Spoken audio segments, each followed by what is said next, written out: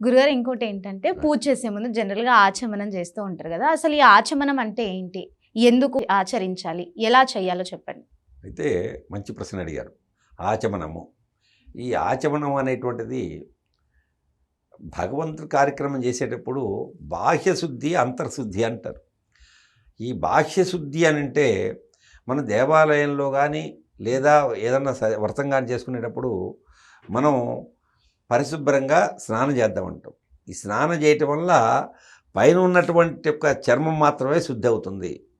ఈ చర్మం పైన ఉన్నటువంటి యొక్క చర్మం శుద్ధి అయిన తర్వాత స్నానం చేసాము అని మనం దేవుడి దగ్గర పోయి బట్టలు కట్టుకొని చక్కగా మడి వస్త్రాలు కట్టుకొని కూర్చుంటాం. కానీ లోపల రకరకాలైనటువంటి కండరాలతో, రకరకాలైనటువంటి యొక్క నరాలతో, సిరలతో, ధమనులతో, ఎముకలతో, మాంసకృతులతో ఉన్నటువంటి యొక్క పంజరములతో ఉన్నటువంటి యొక్క దేహం లోపల నిర్మాణమై ఉంది. ఆ యొక్క నిర్మాణమైనటువంటి యొక్క శరీరం మీద పైన మనకు చూడటానికి కొంచెం వికారంగా కనపడకుండా ఉండటానికి ఏం చేశాడు, మొహానికి పౌడర్ ఎట్లా రాసుకుంటామో అట్లాగే పైన ఒక చర్మం అంటూ ఏర్పాటు చేశాడు భగవంతుడు. ఈ చర్మాన్ని మాత్రమే స్నానం చేస్తున్న చర్మ శుద్ధి అయిపోయింది. తర్వాత ఇది బాహ్య శుద్ధి అంటాం. అంతరశుద్ధి, ఈ అంతరశుద్ధే ఆచమనం.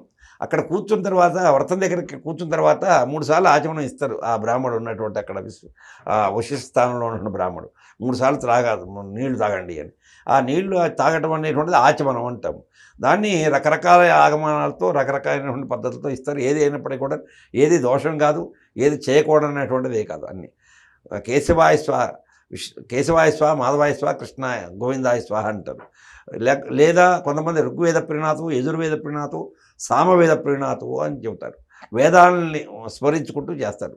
ఈ 3 సార్లు తీర్థం తీసుకోవటం వల్ల బాహ్యమైనటువంటి శరీరం మనం ఒక 50, 100, 200, 300 రూపాయల సబ్బుతో కొనుక్కున్నటువంటి సబ్బుతో స్నానం చేయడం వల్ల బయట బాగా సెంటెడ్ వాసన వచ్చేసింది. కానీ అంతర్శుద్ధి కాలేదుగా.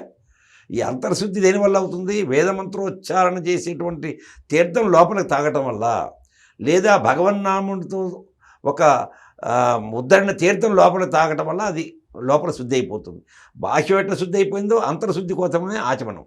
ఈ బాహ్యం అంతర్శుద్ధి అయిన తర్వాతనే భగవంతుడి దగ్గర మనం కూర్చోడానికి, పూజ చేయటానికి అర్హత లభిస్తుంది. దీంట్లో ఇంకోటి ఏంటంటే, ఆదివారం రోజున మరుసటి రోజు సోమవారం అవుతుంది. ఏదైనా కార్యక్రమం చేసుకునేటప్పుడు ఆదివారం మాంసాహారం తీసుకున్నట్టయితే సోమవారం ఒకటి మానేసేయండి. ఏదన్నా ఒక పూజాది కార్యక్రమాలు చేసుకోవాలి అంటే ఒక వారం రోజులు ముందుగా మాంసాహారాన్ని నిషేధం చేసేయండి. ఈ సోమవారం తీసుకుందాం అనుకుంటే పోయిన ఆదివారంతో బంద్ చేసేయండి. ఒక ఆదివారం అయిపోవాలి. ఎందుకోసం అంటే దానికి ఒక ఆయుర్వేద సిద్ధాంతం ఒకటి చెబుతూ ఉంటుంది. ఎలా అంటే మనం తీసుకున్నటువంటి యొక్క ఆహారం మనకి బలాన్ని ఇస్తుంది.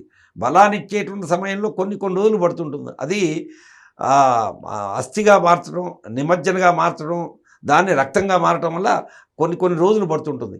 ఆ రోజుల వరకు కూడా నువ్వు తిన్నటువంటి పదార్థం యొక్క దోషం ఉంటుంది. అందుకనే ఈ మహాప్రతిష్ఠాది కార్యక్రమాలు జరిగినప్పుడు అందరినీ కూర్చోబెడతారు. పెట్టేసి ప్రతిష్ఠాది కార్యక్రమాలు చేస్తారు. వాళ్ళు మాంసాహారులే కావచ్చు, శాకాహారులే కావచ్చు, ఎవరైనా పీట మీద కూర్చోవచ్చు. భగవంతు కార్యక్రమంలో పాల్గొనవచ్చు. అయితే మాంసాహారులు అంతకుముందు వారం రోజులు, 3 రోజులు, 2 రోజులు క్రితం మాంసం తిని ఉన్నట్లయితే తద్దోష పరిహారార్థం పంచగవ్య ఆరాధన అని చేస్తారు. ఈ పంచగవ్య ఆరాధన అంటే, ఈ పంచగవ్య ఆరాధన మొత్తం ఆవుకు సంబంధించినటువంటి ఆవు పాలు, ఆవు పెరుగు, ఆవు నెయ్యి, గోమూత్రము, ఆ యొక్క పేడ, గోమయం, ఈ 5 కూడాను 5 పాత్రలు ఏర్పాటు చేసి వాటిని వేదమంత్రాలతో ఆవాహన చేసి ఆవు యొక్క ద్రవ్యాలని 5 వాటిని కలిపి మళ్ళీ ఒక దాంట్లో ఒక పాత్రలో తీసుకొని ప్రప్రథమంగా, ఏమండి మీరందరూ కూడా ఇది తీసుకోవట్లేదు అని అనకుండా, ప్రప్రథమంగా ఏదైతే బ్రహ్మగా ఉంటాడో, ఏదైతే ఆ కార్యక్రమాన్ని నిర్వహిస్తాడో ఆయన ప్రప్రథమంగా ఆ పంచగవ్యాలని తీర్థంగా తీసుకొని అక్కడ కూర్చున్నటువంటి వాళ్ళందరికీ, ఆ పీటల మీద కూర్చున్న వాళ్ళందరికీ కూడా ఈ పంచగవ్య ప్రాసనం అంటారు దాన్ని. ఆ పంచగవ్య ప్రాసనం వల్ల ఏదన్నా 2-3 రోజుల క్రితం మాంసభక్షణ చేసినటువంటి వారికి అస్థిలో కానీ, మధ్యలో కానీ, ఎముకల్లో కానీ అంటిపెట్టుకున్నటువంటి యొక్క పాపాంతక దోషాలు ఏదైనా ఉన్నట్లయితే ఈ పంచగవ్య ప్రాసనం వల్ల అది నివారణ అయిపోయి తదనంతరం చేసేటువంటి భగవత్ కార్యక్రమంలో ఆ పాపాలు నీకు అంటకుండా ఉంటాయి అనేటువంటి పంచగవ్య ప్రాసనం.